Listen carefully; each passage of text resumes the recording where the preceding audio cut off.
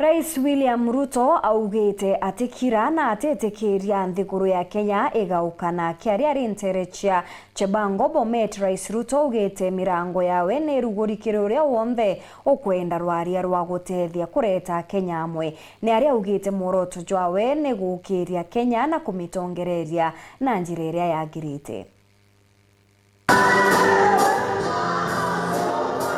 Akiaria kanisene Africa Gospel County ya Bomet, Rais William Ruto na ugite thirikari ewe itetekeria maandamano jawe nyangia akiuria bareba kuinyeria maandamano jaba chumirie kwira thirikari ina theneri.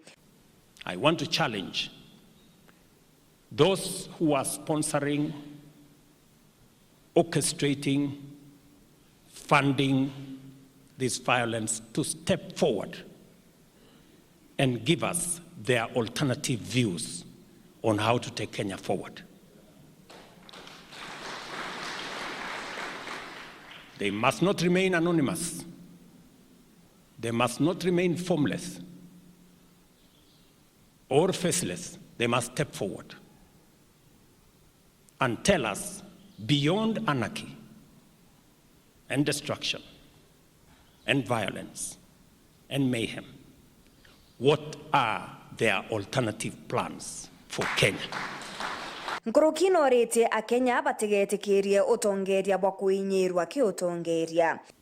Na waomba wa Kenya ili tusikubali Kenya badala ya kuwa nchi ya demokrasia iwe nchi ya udikteta wa fujo na kuharibu mali na kupoteza maisha.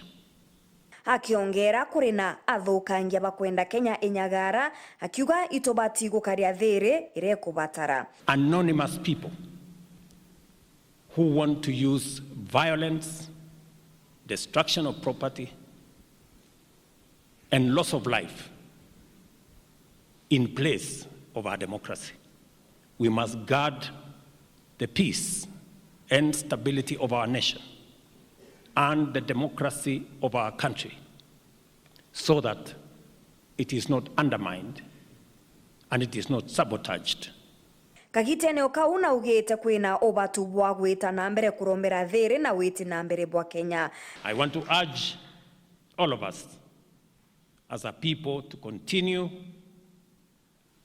to pray for our nation, to pray for the unity of our nation, to pray for the progress, stability of our great nation, and to pray that Kenya shall continue to make strides in being a greater nation as we journey towards the future.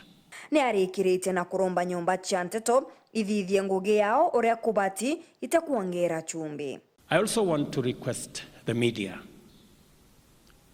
to report responsibly.